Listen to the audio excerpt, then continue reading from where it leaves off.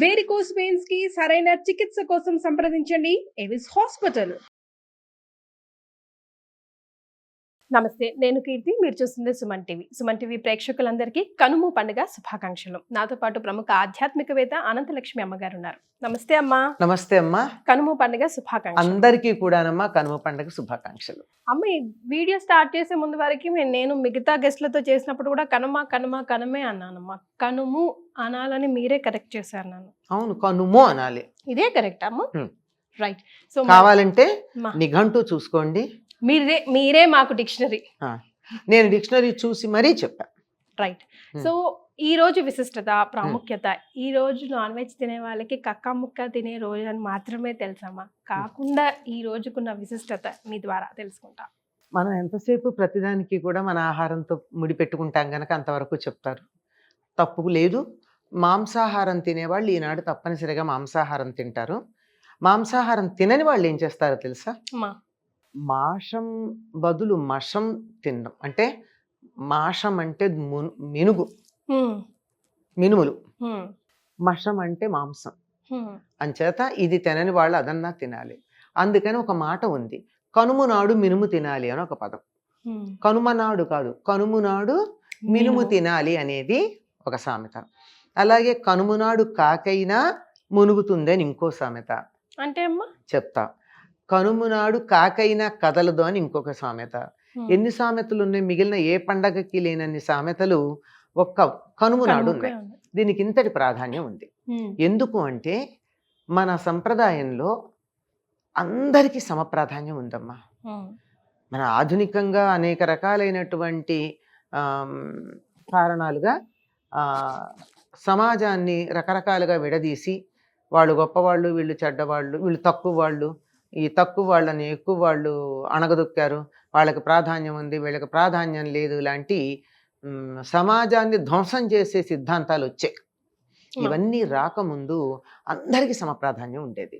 అలాంటి ప్రాధాన్యం ఏమిటి అంటే కనుము ప్రత్యేకంగా పొలాలలో పనిచేసే వ్యవసాయదారులకి, వ్యవసాయ కూలీలకి, వ్యవసాయంలో సహాయం చేసినటువంటి పశువులకి, వ్యవసాయంలో సహాయం చేసినటువంటి వస్తువులకి కూడా పండగ. అంటే మనకి రైతు ఎంత ప్రధానమో వ్యవసాయ కూలీ అంత ప్రధానం, వ్యవసాయంలో సహాయం చేసిన పశువులు అంత ప్రధానం. అంత ప్రాధాన్యం అక్కడ సహాయం చేసినటువంటి నాగలి, బండి మొదలైనటువంటి వాటికి ప్రాధాన్యం. అందుకని ఈ రోజున పశువుల పాకను శుభ్రం చేస్తారు. పాలేర్లని పూర్వకాలం పూర్తిగా ఇళ్లల్లో ఉండేవాళ్ళు. ఈ రోజుల్లో లాగా 10 to 5 జాబ్స్ కాదు అవి. పూర్తిగా ఇక్కడే ఉండేవాళ్ళు. రాత్రి ఇంటికి వెళ్ళి పడుకునేవారు, లేకపోతే ఇక్కడే తినేవాళ్ళు, ఇక్కడే సమస్తం ఉండేది. అందుకని పాలేరు కానాడు ఇక్కడే తలంటి పోసుకోమని వేడి నీళ్ళు ఇచ్చి, కుంకుడుకాయలు ఇచ్చి వాడిని తలంటి పోసుకోమని, వీళ్ళందరూ తలంట్లు అయిన తర్వాత సహాయం చేస్తాడుగా, అయ్యాక వాడికి కొత్త బట్టలు ఇచ్చి, మాంసాహారం తినేవాళ్ళేమో ఇక్కడే భోజనం తినమంటారు, మాంసాహారం తినని వాళ్ళు మీ ఇంటికి వెళ్ళి తిన్నాయన అంటారు. ఎందుకంటే వీళ్ళ ఇళ్లలో వండుకోరు కదా. ఈ రోజు ప్రత్యేకంగా మాంసాహారం తినడం అలవాటు ఉంటుంది కనుక, మా ఇంట్లో తినం గనక నువ్వు మీ ఇంటికి వెళ్ళి తినమని చెప్తారు. ఆ రోజు వాడికి సెలవు. పూర్తిగా పశువులకంతా పండగ, పశు పాలకులకు కూడా పండగ. అంటే మరి పాలేరులు ఉన్న రోజుల్లో మాట చెప్తున్నాను. ఇప్పుడు పాలేరులు అలాంటి పదాలే లేవు అసలు, మనకి లేవు గనక ఇప్పుడు ఎక్కడుందండి అని చెప్పి గట్టిగా అంటే సమాధానం కూడా లేవు గనక. అందుకని ఈ రోజు ప్రత్యేకంగా పశువులకు పండగ. అందుకే పశువుల శాలను శుభ్రం చేయడం, పశువుల్ని కడగడం, వాటి కొమ్ములకు రంగులేయడం, ఆవులు మొదలైనవి అయితే వాటికి పసుపు అవి రాయడం. ఇంకా రంగులేసి ఏం చేస్తుండే వాళ్ళు అంటే, ఆ పసుపు రంగేసిన చెయ్యి ఓ పక్క రంగు, ఎర్ర రంగు వేసిన చెయ్యి అటుపక్క, ఆ గేదెలకి వాటికి ఇటుపక్క చేతులు ఉండేవి అనమాట. ఎర్ర చెయ్యి, పచ్చ చెయ్యి, అలా ముద్రలు. అలా వాళ్ళకి ఇష్టం వచ్చినట్టు, వాళ్ళ ఇష్టం, ఆ ఆవునో గేదెనో వాడి ఇష్టం వచ్చినట్టు అలంకారం చేసుకోవచ్చు. వాడికి ఇంకా ఆట విడుపు ఆ రోజు. ఇంకా అయిన తర్వాత పశువులకు కూడా వినోదం ఉండాలి కదా, వాటికి కూడా ఎడ్ల పందాలు, ఎడ్ల బళ్ళ పందాలు, తర్వాత పొటేళ్ల పందాలు, కోడి పందాలు, ఇవన్నీ కూడా పశువులకు కూడా వినోదాలు, పశువులతో వినోదాలు చక్కగా ఉంటూ ఉండేవి. నాగలి, ఎడ్ల బండి, వాటిని కూడా కడిగి పసుపు అవి రాచి వాటికి హారతులు ఇచ్చేవాళ్ళు. ఇప్పుడు దసరాకి మనం దసరా కూడా ఆయుధ పూజ చేసినప్పుడు ఇచ్చినట్టే దీనికి కూడా ఇస్తారు. కృతజ్ఞతమ్మా. అవి బాగుంటే కదా మన పని జరిగేది. నిజంగా నాగలి బాగుండకపోతే ఎలా దున్నుతాడు? డొక్క ఆడదు కదమ్మా. అంతే కదా. ఇప్పుడేం చేస్తున్నారు? నాగళ్ళు లేవు, బళ్ళు లేవు, ట్రాక్టర్లకు చేస్తున్నారు. తప్పనిసరిగా వాటి వల్లే కదా మనం బాగుపడుతున్నాం, సుఖపడుతున్నాం, ఎంత సహాయం చేస్తున్నాయి అవి. అంతేకాకుండా ఈ రోజు ఇంకా ఏం చేస్తారంటే నెలంతా చేస్తారు, ఇప్పుడు బాగా చేస్తారు. ఈ వరి కంకులు తెచ్చి పొలానికి వెళ్ళి వరి ఎట్లా ఉంది, పంట ఎలా ఉందని చూసుకుంటూ తన పొలంలో కావచ్చు, పక్క పొలంలో కావచ్చు తీసుకుంటే ఎవరు ఏమనరు. కంకులు తెచ్చి వాటిని చాలా అందంగా కుచ్చుల్లాగా కట్టి ఇంటి ముందు కడతారు. కడితే పిచ్చుకలు వచ్చి ఒక్కొక్క గింజ తినేడుతూ ఉంటాయి. ఆ పిచ్చుకలు అలా వచ్చి వెళ్ళిన ఇంటికి ఎంతో శుభం అని చెప్తారు.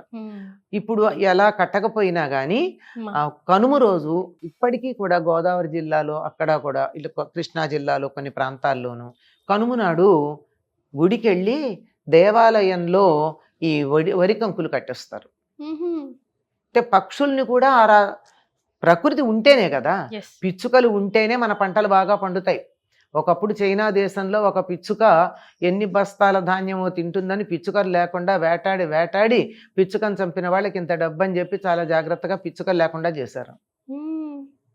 1936 ప్రాంతం ఎప్పుడు తేదీ గుర్తులేదు కానీ ఒక 5-6 ఏళ్ళు పోయేటప్పుడు పంటలు నాశనమైనాయి. ఏమిటంటే పంటల పురుగులు పురుగు పట్టిపోయినాయి. మరి పురుగులు అది వరకు ఎలా ఉండేదంటే పిచ్చుకలు తినేసేవా పురుగులు, అందువల్ల పంటలు బాగుండేవి. అప్పుడు మళ్ళీ బోల్డు డబ్బిచ్చి కొనుక్కున్నారు పిచ్చుకల్ని. అంచేత పక్షుల్ని ఆదరించటం అన్నది అంత చాలా భయంకరమైన పద్ధతిలో నేర్చుకున్నారు వాళ్ళు. మనకి మన సంప్రదాయం పక్షుల్ని కూడా ఆదరించండరా. మీకు సాయం చేసినటువంటి ఆవుల్ని, గేదెల్ని, గొర్రెల్ని, కోళ్ళని వీటన్నిటిని మర్యాద చేయండి, గౌరవించండి. వాటి పట్ల కూడా మర్యాద కలిగి ఉండాలని ఎంత బాగా చెప్పారు మనకి. వాటిని దైవ స్వరూపాలుగా చెప్పడం ఉన్నది. ఇంత బాగా పశువుల పండగ, దీని అసలు కనుము అంటే పశువుల పండగ అంటారు. దాని పేరే పశువుల పండగ. ఈనాడు పశువులన్నిటికీ కూడా చాలా చక్కగా ఈ సందర్భంలోనే జంతువులన్నిటికీ పోటీలు ఇవాళ్లే పెడతారు, కోడి పందాలు కానీ ఇవన్నీ కూడా. అయితే మనం ఇప్పుడు కొంచెం బాధపడాల్సిన విషయం ఏమిటంటే ఈ కోడి పందాలు కొంచెం తీవ్ర స్థాయిలో ఉంటున్నాయి. కోళ్ళు చచ్చేదాకా ఉంటున్నాయి. కోళ్లే కాదు, మనుషుల తలలు తెగేదాకా కూడా వస్తున్నాయి కొన్ని చోట్ల. అది వికృతమైనటువంటి దేన్నైనా పాడు చేయడం మనిషికి చేతవు గనక దీన్ని కూడా పాడు చేశాడు. ఇలా కాకుండా చక్కగా ఆరోగ్యకరంగా వినోదకరంగా ఈ కోడి పందాలు కానీ, గొర్రె పొట్టేళ్ల పందాలు కానీ, ఎడ్ల పందాలు కానీ, ఇక్కడి నుంచి మా ఊరి నుంచి విజయవాడ దాకా 20 మైళ్ళమ్మా. 20 మైళ్ళు అంటే 1 మైలు 1400 మీటర్లు, అంటే 1.4 కిలోమీటర్లు. అంత దూరం బండి కట్టుకుని ఆ బండి మీద ఎవరు ముందుగా విజయవాడ పెడతారు, అది బండి పందాలు, ఎడ్ల పందాలు. అట్లా ఉండే మా చిన్నతనంలో చూసాం మేము. వాటికి చక్కగా గెలిచి వస్తే వాటి మెడలో దండలేసి, మరి వాటికి ఏమిటి తృప్తి అంటే వచ్చాక యజమాని దాన్ని ముద్దు చేసే పద్ధతికి చాలు దానికి, అంత బాగా చూస్తూ ఉండేవారు. ఇవన్నీ ఉన్నాయి. మరి మీరు 4వ రోజు పండగ కూడా ఉంటారు కదా, ముక్కనుమ. ఈ రోజు ఏంటమ్మా ముక్కనుము అంటే కనుము తర్వాత వచ్చేటటువంటిది. ఇందాక ఓ మాట చెప్పాను మీకు, కనుము నాడు మినుము తినాలి అని చెప్పి. తప్పనిసరిగా అంటే మాంసాహారులు మాంసం తింటే, మాంసాహారం తిననటువంటి వాళ్ళు మినుము తింటారు, అది అంత బలం కలిగించేది అని అర్థం. తర్వాత కనుము నాడు కాకైనా కదలదన్నారు. ఎందుకు కదలదు అంటే అందరూ కూడా ఆ రోజుల బళ్ళ మీదే కదా వెళ్ళేది. ఉంటే గుర్రాలు వాటికి కూడా ఆ రోజే చేస్తారు. ఇవన్నిటికీ విశ్రాంతి ఇచ్చిన రోజున పొరుగురు ప్రయాణం అంటే ఎట్లా పెడతారమ్మా? వెళ్ళకూడదు కదా. అంచేత విశ్రాంతి, అందరికీ హాలిడే. అంచేత ఇప్పుడు కనుమ నాడు కాకైనా మునుగుతుందన్నారు. కొన్ని సంప్రదాయమైనటువంటి కుటుంబాల వాళ్ళు సంక్రాంతి నాడు పెద్దలకు పెట్టుకుంటే పితృదేవతలకి, మిగిలినటువంటి వాళ్ళందరూ ఈనాడు కనుమ నాడు పెద్దలకు పెట్టుకుంటారు. అందుకని తప్పనిసరిగా అందరూ తలస్నానం చేస్తారు. తలంటి పోసుకోరు. తలంటి అంటే నూనె పెట్టుకుని రుద్దుకోవడం శుభానికి చిహ్నం. ఇది శుభం కాదు, పితృదేవతలకు సంబంధించింది. అందుకని తలంటి స్నానం చేస్తారు. ఎప్పుడైతే ఇవి పని అయిపోతుందో తర్వాత రోజు ముక్కనుమన్నం. ఇప్పటికీ సంక్రాంతి నాడు ఉత్తరాయణం వచ్చేసింది. ఈ అన్ని శుభకార్యాలు ఏదైనా మొదలు పెట్టుకోవాలంటే మొదలు పెట్టుకోవచ్చు. కనుక ముక్కనుమ నాడు అన్ని రకాల వ్రతాలు మొదలైనటువంటివన్నీ పెట్టుకుంటారు. ఆనాడు కూడా ఒకప్పుడు మా చిన్నతనంలో సెలవు ఉండేది, ముక్కనుమ నాడు కూడా. అంటే ఇవాళ పని వాళ్ళందరూ రారు, పాలేళ్ళు, ఆవులు, గేదెలు వాటన్నిటికి కూడా విశ్రాంతే కదా. అవునమ్మా. ముక్కనుమ నాడు మళ్ళీ స్టార్ట్ చేస్తాం, మొదలు పెడతాం అన్నీ. ఆనాడు నుంచి ఈ సావిత్రి గౌరీదేవి నోము అన్నది 16 రోజులు చేసుకుంటారమ్మా.